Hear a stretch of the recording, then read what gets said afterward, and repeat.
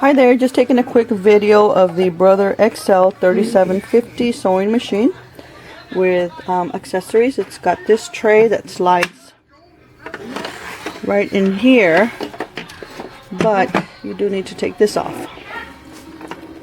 And slides out. And this slides in.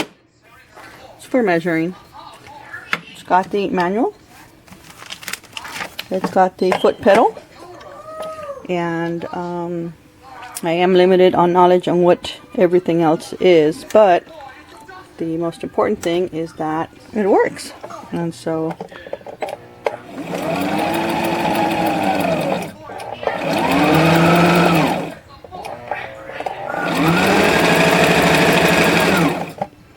there is a bobbin with thread inside.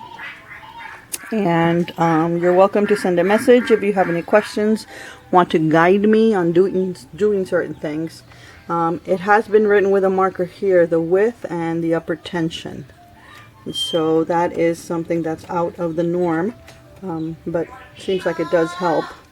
And there it is, and it will be for sale.